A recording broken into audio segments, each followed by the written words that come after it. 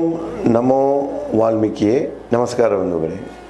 ನಾನು ನಿವೃತ್ತ ಪ್ರಾಧ್ಯಾಪಕ ಡಾಕ್ಟರ್ ಅರ್ಜುನ್ ಪಂಗಣ್ಣವರು. ಹೇ ಸೀತಾರಾಮ್ ವಾಹಿನಿಯ ವಾಲ್ಮೀಕಿ ರಾಮಾಯಣ ಅಂದು ಇಂದು ಚಿಂತನ ಕಾರ್ಯಕ್ರಮದ 562ನೇ ಸಂಚಿಕೆಗೆ ತಮ್ಮೆಲ್ಲರಿಗೂ ಸ್ವಾಗತ. ಹಿಂದಿನ ಸಂಚಿಕೆಯಲ್ಲಿ ರಾವಣ ರಾಕ್ಷಸಿಯರಿಗೆ ಆದೇಶ ಕೊಡ್ತಾನೆ, ಹೇಗರೆ ಮಾಡ್ರಿ ಯಾಕೆಂದರೆ ಪಳಗಿಸಿ ನನ್ನ ಹೆಂಡತಿಯನ್ನಾಗಿ ಒಪ್ಕೊಳ್ಳಿಕ್ಕೆ ಮಾಡ್ರಂತ ಹೇಳಿ ಸಿಟ್ಟಿನಿಂದ ತನ್ನ ಅರಮನೆ ಹತ್ತು ಹೋಗ್ತಾನೆ.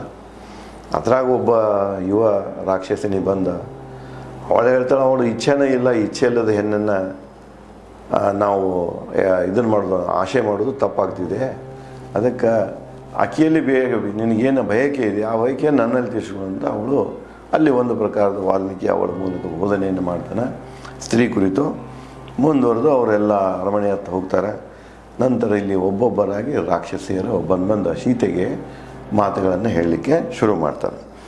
ಮುಂದೆ ಅದ್ರಾಗ ಒಬ್ಬಳು ರಾವಣನ ವಂಶದ ಬಗ್ಗೆ ಹೇಳ್ತಾಳೆ. ನೀವು ಪುಲಸ್ತ್ಯ ಮುನಿ ಪುಲಸ್ತ್ಯನ ವಂಶಜದ ನೀವು, ಅದಕ್ಕೆ ಶ್ರೇಷ್ಠ ಕುಲ ಐತಿ, ನೀನು ಒಪ್ಕೊಂಡು ಮದುವೆ ಆಗುವವನ ಹೆಂಡತಿ ಆಗಂತ ಹೇಳ್ತಾಳೆ. ಅದನ್ನೇ ಮುಂದುವರ್ಷಿ ವಿಶ್ರವಣ ಪುತ್ರ ಶತ್ರುಪೀಡಕ ರಾವಣ ಯಾರಪ್ಪ ಅಂದ್ರೆ ವಿಶ್ರವಣ ಮಗ. ವಿಶ್ರವಣ ಯಾರಪ್ಪ ಅಂದ್ರೆ ಪುಲಸ್ತ್ಯ ಮುನಿಯ ಮಗ. ರಾವಣನಿಗೆ ಯೋಗ್ಯಳು ಕೇಳು ನನ್ನ ಮಾತು, ಅವ ಬ್ರಾಹ್ಮಣ ಕುಲದಿಂದ ಬಂದವದನ, ಶ್ರೇಷ್ಠ ಕುಲದಿಂದ ಬಂದವದನ. ನೀ ಅವನು ಮದುವೆ ಆದಂದ್ರೆ ನೀನು ಕೂಡ ಏನಾಗ್ತೀಯ, ಉದ್ಧಾರ ಆಗ್ತೀಯ, ನಿನಗೆ ಅದು ಒಳ್ಳೆಯ ಆಗ್ತಿದೆ. ಅದಕ್ಕೆ ನೀನು ಒಪ್ಕೊಂಡ್ಬಿಡು, ಅವನು ಮದುವೆ ಆಗು ಅಂತ ಹೇಳ್ತಾನೆ. ಬೆಕ್ಕಿನ ಕಣ್ಣಿನ ರಾಕ್ಷಸಿ ಹರಿಜಾತ ಹೆಸರಿನ ಒಬ್ಬ ರಾಕ್ಷಸಿ. ಆಕೆ ಕಣ್ಣು ಹೆಂಗಿದ್ದವಪ್ಪ ಅಂದರೆ ಬೆಕ್ಕಿನ ಕಣ್ಣಗಂತ ಇದ್ವು. ನುಡಿದಳು ಸೀತೆಗೆ ಸಿಟ್ಟಿನಿಂದ. ಅಗದಿ ಸಿಟ್ಟಿನಿಂದ ಬಂದ ಇವರಿಬ್ಬರು ಸಮಾಧಾನ ಹೇಳ್ತಾರೆ. ಈಕೆ ಸಿಟ್ಟಿನಿಂದ ಬಂದು ಸೀತೆಗೆ ಹೇಳ್ತಾಳೆ, 33 ದೇವತೆ ದೇವರಾಜನು ಗೆದ್ದ ರಾವಣನಿಗೆ ನೀ ಯೋಗ್ಯ ಪತ್ನಿ. ಇಲ್ಲಿ ಇನ್ನೊಂದು ಬರ್ತಿದೆ ನೋಡಿ, ಬಹಳಷ್ಟು ಕಡೆಗೆ ಪಂಡಿತರು ಹೇಳ್ತಾರೆ ಮತ್ತು ಈ ಕೀರ್ತನೆಗಳನ್ನು ಹೇಳ್ತಿರ್ತಲ್ಲ ಅವರು ಹೇಳ್ತಿರ್ತಾರೆ, 33 ಕೋಟಿ ದೇವತೆಗಳಂತ ಹೇಳ್ತಿರ್ತಾರೆ. ಸುಳ್ಳದು. ವಾಲ್ಮೀಕಿ ನಿರಂತರವಾಗಿ ನಿಮಗೆ ಅರಣ್ಯಕಾಂಡದಲ್ಲಿಯೂ ಕೂಡ ದಿತಿ ಅದಿತಿ ಇಬ್ಬರು ದಕ್ಷಿಣ ರಾಜದ ಮಕ್ಕಳು, ಒಬ್ಬರ ಮಕ್ಕಳು ರಾಕ್ಷಸರಾಗ್ತಾರೆ, ಒಬ್ಬಾಕಿ ಮಕ್ಕಳು ದೇವತೆಗಳು. ಆಕೆಗೆ ಎಷ್ಟು ಜನ ಮಕ್ಕಳಂದ್ರೆ ದೇವತೆಗಳು ಬರೀ 33 ಕೋಟಿ ಅನ್ನೋಂಥ ಒಂದು ಶಬ್ದ ಏನಿದೆಯಲ್ಲ, ಕೋಟಿ ಅಂದ್ರೆ ಶ್ರೇಷ್ಠ ಅಂತ ಬರ್ತಿದೆ. ಈ ಸಂಖ್ಯೆ ಎಣಿಕೆ ಕೋಟಿ ಅಲ್ಲ, ಅಲ್ಲಿಂದ ಇದನ್ನ ಹೊಡ್ಕೊತ ಬರ್ತಾರೆ ಮಂದಿ. ಎಷ್ಟಪ್ಪ ದೇವತೆಗಳಂದ್ರೆ 33 ಕೋಟಿ.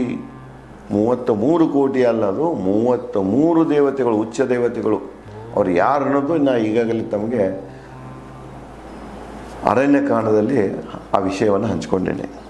ಅದಕ್ಕೆ ಈ ರಾಕ್ಷಸಿನಿ ಹೇಳ್ತಾಳ, 33 ದೇವತೆ ದೇವರಾಜನು ಗೆದ್ದ ರಾವಣನಿಗೆ ನೀ ಯೋಗ್ಯ ಪತ್ನಿ. 33 ದೇವತೆಗಳನ್ನೆಲ್ಲ ಸೋಲಿಸಿ ಬಂದನ, ಅಂಥವನ ಹೆಂಡತಿ ಆಗ ನೀ ಯೋಗ್ಯ ಇದೆಯಾ? ಅದಕ್ಕೆ ಮಹಾಪರಾಕ್ರಮಿ ಅದನ, ಅವನ ಹೆಂಡತಿ ಆಗು, ಒಪ್ಪಿಕೋ ಅಂತ ಹೇಳ್ತಾಳೆ. ಕ್ರೋಧ ತಪ್ತ ರಾಕ್ಷಸಿ ಪ್ರಘಾಸ ಹೆಸರಿನ ಮತ್ತೊಬ್ಬಕ್ಕೆ ರಾಕ್ಷಸಿ. ಅಕ್ಕಿಯನ್ನು ಸಿಟ್ಟಿನಿಂದ ಬೆದರಿಸುತ್ತಾ ನುಡಿದಳು ಸೀತೆಗೆ, ಯುದ್ಧದಲ್ಲಿ ಬೆನ್ನು ತೋರಿಸದ ಮಹಾಶಾಲಿ ಶೌರ್ಯವುಳ್ಳ ರಾವಣನ ತಿರಸ್ಕರಿಸುವುದೇಕೆ? ಅಕ್ಕಿ ಬಂದು ಹೇಳ್ತಾಳ, ಯುದ್ಧದಾಗ ಬೆನ್ನು ತೋರಿಸಿಲ್ಲ ಅವ, ಎಲ್ಲವನ್ನ ಗೆದ್ದು ಬಂದವಂತ ಮಹಾಬಲಶಾಲಿ ರಾವಣ, ಹಾಗಾಗಿ ಶೌರ್ಯವನ್ನು ಹೊಂದ್ಯಾನ. ಅಂತಹ ರಾವಣ ನೀ ಯಾಕೆ ತಿರಸ್ಕಾರ ಮಾಡತ್ತೀಯ ಅಂತ ಪ್ರಶ್ನೆ ಮಾಡ್ತಾಳೆ. ರಾವಣನ ಪ್ರಿಯ ಪತ್ನಿಯರಲ್ಲಿ ಸಿಗುವುದು ನಿನಗೆ ಉನ್ನತ ಸ್ಥಾನ ಸುದೈವ. 1000 ಜನ ಹೆಣ್ತಿರೋದವರಿಗೆ ರಾವಣ ಹೇಳ್ತಾ ಇದ್ದಾನೆ, ನಿನಗೆ ಉನ್ನತ ಸ್ಥಾನ ಕೊಡ್ತೇನೆ. ಉನ್ನತದ ಧರ್ಮಪತ್ನಿ, ಪಟ್ಟದ ರಾಣಿ, ಮಂಡೋದರಿ ಪಟ್ಟದ ರಾಣಿ. ಅವಂದ ಮಂಡೋದರಿ ಮ್ಯಾಗ ತಂದು ಕೊಡ್ಸಕ್ಕೆ ಆಕಿಗಿಂತ ಉನ್ನತ ಸ್ಥಾನ ಕೊಡಕ್ಕೆ ಬರ್ತಾನಂದ್ರೆ ಈಗಿನ ಪಟ್ಟದ ರಾಣಿ ಮಾಡಕ್ಕೆ ನಿಲ್ತಾನೆ. ಇಂಥ ಒಂದು ಸುದೈವ ನಿನಗೆ ಬಂದಿದೆ, ಯಾಕಿದ್ರೆ ಬೇಡ ಅನ್ನಕತಿ ಅಂತ ಆಕೆ ಸಮಾಧಾನ ಹೇಳ್ತಾಳೆ. ತೊರೆವನು ಸಹಸ್ರ ಸಂಬಂಧ ಪತ್ನಿಯರ ಅಂತಪುರ ರಾವಣ. ಅವನ ಅರಮನೆಗೆ ಎಷ್ಟು ಬಂದಿದಾರೋ, ಸಹಸ್ರ ಅಂದರೆ 1000 ಹೆಣ್ಣಂದಿರದಾರೆ. ನೀ ಅವನ ಮದುವೆ ಆದಂದ್ರೆ ಅವನು ಬಿಡ್ತಾನ.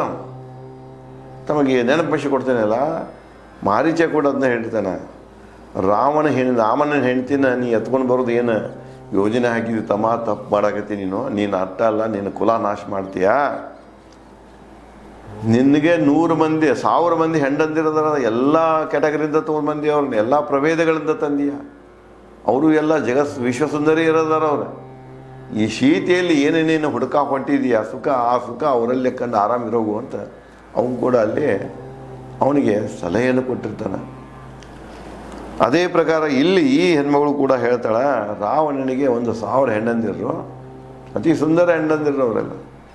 ನೀ ಅವನ ಮದುವೆ ಆದಂದ್ರೆ ಅವ್ರನ್ನೆಲ್ಲ ಬಿಟ್ಬಿಡ್ತಾನ.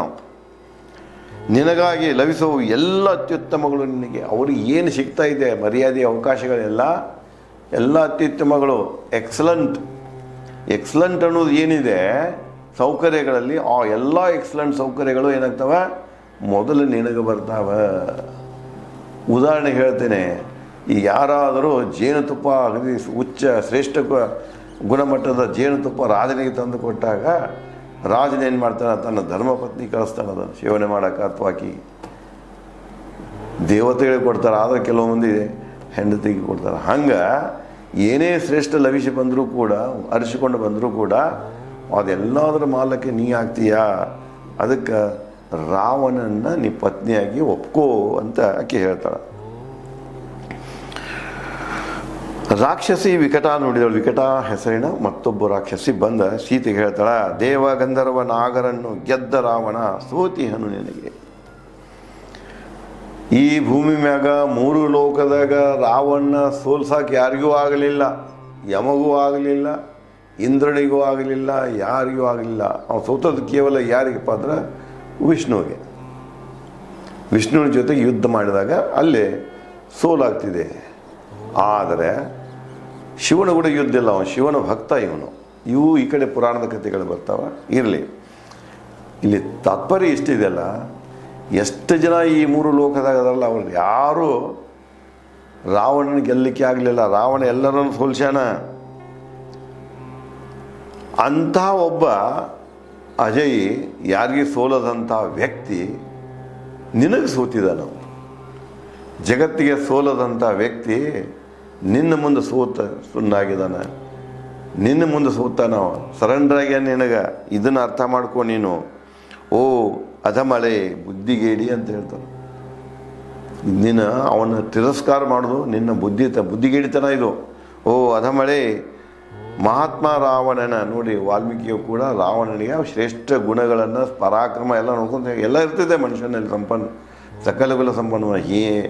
ಹಾಳಾದದ್ದೇ ಅದ್ರಾಗಪ್ಪ ಹೆಣ್ಣಿನಿಂದ ಹಾಳಾಗಿದ್ದು. ಅದು ಹೋಗಿ ಭಾಳಷ್ಟು ಹೆಣ್ಣಿನ ಜೊತೆಗೆ ದುರ್ವ್ಯವಹಾರ ಮಾಡಿರ್ತಾನೆ. ಆ ಹೇಳಲ್ಲ, ಆ ಕಡೆ ಹಿಂದಿನ ಶ್ಲೋಕದಾಗ ಹೇಳಿದಳು ರಾಕ್ಷಸಿ, ಅವು ಮಾಡಿದ ಪಾಪ ಕೃತ್ಯಗಳು ಏನು ಮಾಡ್ತಾವ, ನಾಶ ಮಾಡುವ ಸಲುವಾಗಿ ಮತ್ತೊಂದು ಕೃತ್ಯವನ್ನು ಮಾಡಿಸ್ತಾವ. ಅದರಿಂದ ನಾಶ. ಹಾಗೆ ಏನು ಮಾಡಿದ, ಹೆಣ್ಣಿನ ಮ್ಯಾಗೇನು ದೌರ್ಜನ್ಯ ಮಾಡ್ಕೊತ ಬಂದಿದ್ದ, ಅವೆಲ್ಲ ಸೇರಿಕೊಂಡು ಹಿಂದಿನ ಪಾಪಕೃತ್ಯಗಳು ಕೂಡ್ಕೊಂಡು ಸೀತೆಯನ್ನು ಅಪಹರಿಸುವಂತೆ ರಾವಣನ ಬಲವಂತ ಮಾಡಿರ್ತವೆ. ಅದಕ್ಕೆ ಹೇಳ್ತಾಳೆ, ಅಂಥವ ಎಲ್ಲ ಗೆದ್ಕೊಂಡ್ಬಂದವ ನಿನ್ನ ಹೆಂಡತಿ ಆಗ್ತಾ ಇದ್ದಾಳೆ, ನಿನ್ನ ಬುದ್ಧಿ ಇಲ್ಲ. ಒಬ್ಬ ಮಹಾತ್ಮ, ಆ ಒಂದು ಗುಣ ಬಿಟ್ಟರಂದ್ರೆ ರಾವಣ ಒಬ್ಬ ಮಹಾತ್ಮ. ಮಡದಿಯಾಗಲು ನಿನಗೇಕೆ ಆತಂಕ ಅಂತ ಒಬ್ಬ ಮಹಾತ್ಮ ಗುಣಗಳನ್ನು ಹೊಂದಿದಂಥ ವ್ಯಕ್ತಿನ ಗಂಡಂತ ಸ್ವೀಕಾರ ಮಾಡಲಿಕ್ಕೆ ನಿನಗೇನು ಆತಂಕ ಇದೆ ಅಂತ ಪ್ರಶ್ನೆ ಮಾಡ್ತಾಳೆ. ರಾಕ್ಷಸಿ ದುರ್ಮುಖಿ ನುಡಿದಳು. ಮತ್ತೊಬ್ಬಾಕಿ ರಾಕ್ಷಸಿನಿ ಬರ್ತಾಳೆ, ಆಕೆ ಹೆಸರು ದುರ್ಮುಖಿ. ಆಕೆ ಏನು ಹೇಳ್ತಾಳೆ ಅಂದರೆ, ಸೀತಾಗ ಗಾಳಿ ಬೀಸುವುದು, ಸೂರ್ಯಪ್ರಕಾಶ ಬೆಳಗುವುದು ಆಜ್ಞೆಯಂತೆ ರಾವಣ ಇಷ್ಟು ಮಹಾಪರಾಕ್ರಮಿ ಅದೆಯಲ್ಲ, ಅದಾನಲ್ಲ, ಗಾಳಿ ಬೀಸಬೇಕಾದ್ರೆ ರಾವಣ ಆಜ್ಞೆ ಬೇಕು. ಬೀಸು ಗಾಳಿಗೆ ಆಜ್ಞೆ ಕೊಟ್ಟಂತ ತನ್ನ ಡೈರೆಕ್ಷನ್ ಬದಲು ಮಾಡ್ಕೊಂಡು ಹೋಗ್ತಿದೆ, ತನ್ನ ದಿಶೆಯನ್ನು ಬದಲು ಮಾಡ್ಕೊಂಡು ಹೋಗ್ತಿದೆ. ಸೂರ್ಯನು ಕೂಡ ಹಾಗೆ, ಸೂರ್ಯನ ಮೇಗೂ ಜಯ ಸಾಧಿಸಿದಾನ ಅವನ. ಇವರೆಲ್ಲರೂ ರಾವಣನ ಆಜ್ಞೆ ಅಂತ ನಡೀತಾರೆ. ಓ ಬಾಣದಂಥ ಹುಬ್ಬಿನವಳೆ. ಇಲ್ಲಿ ಮತ್ತು ಸೀತೆ ಹೇಳ್ತಾ ಆಕೆ ಸೌಂದರ್ಯವನ್ನು, ಆಕೆಯ ಇವೆ ಆಗಿದ್ದು, ಹುಬ್ಬೆ ಆಗಿದ್ದು ಅಂದರೆ ಬಾಣಿನಂಗೆ ಇದ್ದು. ಬಾಣಿನಂಥ ಹುಬ್ಬಿನವಳೆ ನೀನೇಕೆ ಮೆಚ್ಚುತ್ತಿಲ್ಲ ನಿರ್ಭಯದಿ ರಾವಣನಲ್ಲಿ ಭಯ ಪಡಿಬೇಡ. ಅಗದಿ ನಿರ್ಭಯದಿಂದ ಧೈರ್ಯದಿಂದ ನೀನು ರಾವಣನ ಮೆಚ್ಚಿಕೋ, ಯಾಕೆ ನೀ ಮೆಚ್ಕೊಳ್ತಾ ಇಲ್ಲ ಅಂತ ಕೇಳ್ತಾನೆ.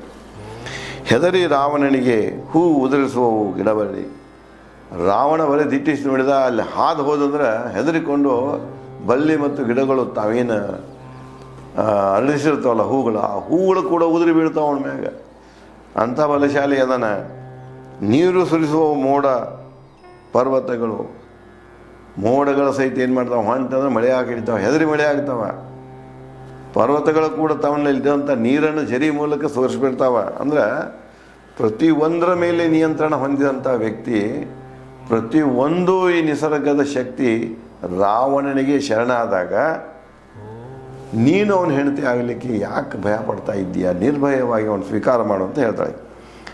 ರಾಕ್ಷಸ ರಾಜ ಮಹಾಸಮ್ರಾಟ ರಾವಣನ ಪತ್ನಿಯಾಗಲು ನೀ ಬಯಸುತ್ತಿಲ್ಲೇಕೆ? ಇಂಥ ಒಬ್ಬ ವ್ಯಕ್ತಿ, ಮಹಾನ್ ವ್ಯಕ್ತಿನ ಹೆಂಡತಿ ಆಗ ನೀ ಯಾಕೆ ಬಯಸ್ತಾ ಇಲ್ಲ ಅಂತ ಪ್ರಶ್ನೆ ಮಾಡ್ತಾಳೆ. ಓ ಹಸನ್ಮುಖಿ ಸೀತೆ, ರಾಜಕುಮಾರಿ, ತಿಳಿದುಕೋ, ಪ್ರೀತಿಯಿಂದ ತಿಳಿಸಿದ ಸತ್ಯ ಮಾತುಗಳನ್ನು ನಾವೆಲ್ಲ ನಿನಗೆ ಪ್ರೀತಿಯಿಂದ ಹೇಳ್ತಾ ಇದ್ದೇವೆ. ಇಲ್ಲಿ ಏನೂ ಎಕ್ಸಾಕ್ಸರೇಷನ್ ಇಲ್ಲ, ಸತ್ಯವನ್ನೇ ನಿನಗೆ ಹೇಳ್ತಾ ಇದ್ದೇವೆ, ಪರಿಚಯ ಮಾಡಿದ್ದೇವೆ ರಾವಣ ಬಗ್ಗೆ. ಅದಕ್ಕೆ ನಿನ್ನ ಒಂದು ಮೊಂಡತನ ಏನಿದೆ, ರಾಮ ರಾಮ ಅಂತ ನಿನ್ನ ಭಕ್ತಳಾಗಿ ಕೂತೀಯ, ಆ ಜಪವನ್ನು ಬಿಡು. ರಾಮಂತೂ ನಿನ್ನ ಬಂದ ಉಳ್ಸೋಕ್ಕೆ ಸಾಧ್ಯನೇ ಇಲ್ಲ, ರಕ್ಷಣೆ ಕೊಡೋಕ್ಕೆ ಸಾಧ್ಯ ಇಲ್ಲ, ನಿನ್ನಿಂದ ತೊಗೊಂಡು ಹೋಗೋಕ್ಕೆ ಸಾಧ್ಯನೇ ಇಲ್ಲ. ಅನಿವಾರ್ಯ ಇದೆ, ನೀನು ಒಪ್ಪಿಕೊಂಡು ರಾವಣನ ಪತ್ನಿಯಾಗು ಅಂತ ಅವ್ರು ಹೇಳ್ತಾರೆ. ಕ್ರೂರ ಸ್ವಭಾವದ ತಕ್ಕ ಮುಖದ ರಾಕ್ಷಸಿ ಬಳಿ ಬಂದು ಸೀತೆಗೆ ನುಡಿದಳು ಅಹಿತ ಮಾತು. ಅದ್ರಾಗ ಮತ್ತೊಬ್ಬಾಕಿ ಅಕ್ರಾಳು ಇರ್ತಾಳೆ, ಕ್ರೂರ ಇರ್ತಾಳೆ, ಸ್ವಭಾವ ಟಕ್ ಇರ್ತಾಳೆ, ಕಳ ಸ್ವಭಾವ ಇರ್ತಾಳೆ. ಅಂತಾಗಿ ಬಂದು ಸೀತೆಗೆ ಹೇಳ್ತಾಳೆ, ಓ ಸೀತೆ, ಎಲ್ಲರೊಂದಿಗೆ ಅರಮನೆಗೆ ಹಾಸಿಗೆ ಮೇಲೆ ಸುಖ ಪಡಲು ಇಚ್ಛಿಸುತ್ತಿಲ್ಲ ನೀನೇಕೆ? ಅಸಭ್ಯ ಮಾತುಗಳನ್ನು ಉಪಯೋಗ ಮಾಡ್ತಾಳೆ. ಸಾವಿರಾರು ಮಂದಿ ಒಂದು ಹಾಸಿಗೆ ಮಲ್ಕೊಂಡು ರಾವಣನ ಸುಖ ಪಡಿತಾರೆ ಅವ್ರೆ, ಅದನ್ನು ನೀ ಯಾಕೆ ಪಡಿತಾ ಇಲ್ಲ ಅಂತ ಕೇಳ್ತಾಳೆ. ಪತಿನಿಷ್ಠೆ ಅತಿಯಾಗಿರೋದು ಮಾನವರಲ್ಲಿ. ಇಲ್ಲಿ ಒಂದು ಮಾನವ ಕುಲದಲ್ಲಿ ಹೆಣ್ಣಿನ ಒಂದು ಗುಣ ಏನಪ್ಪ ಅಂದ್ರೆ ಪತಿನಿಷ್ಠೆ, ಪತಿವ್ರತೆ. ಈ ಪತಿನಿಷ್ಠೆ ಏನಿದಿಲ್ಲ, ಪತಿವ್ರತೆ ಏನಿದಿಲ್ಲ, ಪತಿ ಮೇಲಿನ ಭಕ್ತಿ ಏನಿದೆಯಲ್ಲ, ಇದು ಅತಿಯಾಗಿದೆ. ಮರೆತು ಬಿಡು ರಾವಣ, ಇಲ್ಲವೇ ನೀ ಬದುಕಿರಲ್ಲ. ನೀ ಗಂಡ ಅಂತೆ ಮಾಡಾಕತ್ತಿಲ್ಲ, ಅದು ಭಾಳ ಅತಿಯಾಗಿದೆ. ಇದೇ ನಿನ್ನ ನಾಶಕ್ಕೆ ಕಾರಣ ಆಗ್ತದೆ. ಸುಮ್ಮನೆ ಒಪ್ಕೊಂಡು ಬಿಟ್ಟು ಬದುಕಿ ಬಿಡ್ತೀಯ. ಒಪ್ಕೊಳ್ಳಿಲ್ಲ ಅಂದ್ರೆ ಹೇಳೇ ಹೋಗ್ಯಾನ, ನೀನು ತೊಗೊಂಡೋಗಿ ಏನು ಮಾಡ್ತೇನೆ, ಅಡುಗೆ ಮನೆಯಾಗ ಕತ್ತರಿಸಿ ಊಟ ಮಾಡ್ತಾನೆ ಅಂತ ಹೇಳಿದಾನೆ. ನಿನ್ನ ನಾಶ ನೀನು ತಂದುಕೊಳ್ಬೇಡ, ನೀ ರಾವಣನ ಒಪ್ಪಿಕೊ ಅಂತ ಹೇಳ್ತಾರೆ. ಇದೇ ರೀತಿಯಾಗಿ ಮತ್ತು ರಾಕ್ಷಸನಿಯರು ಸೀತೆಯನ್ನು ಹೇಗೆ ಮನವೊಲಿಸಲಿಕ್ಕೆ ಪ್ರಯತ್ನ ಮಾಡ್ತಾರೆ ಅನ್ನೋದನ್ನು ನಾನು ತಮಗೆ ಮುಂದಿನ ಸಂಚಿಕೆಯಲ್ಲಿ ಹಂಚಿಕೊಡುತ್ತೇನೆ. ಧನ್ಯವಾದ.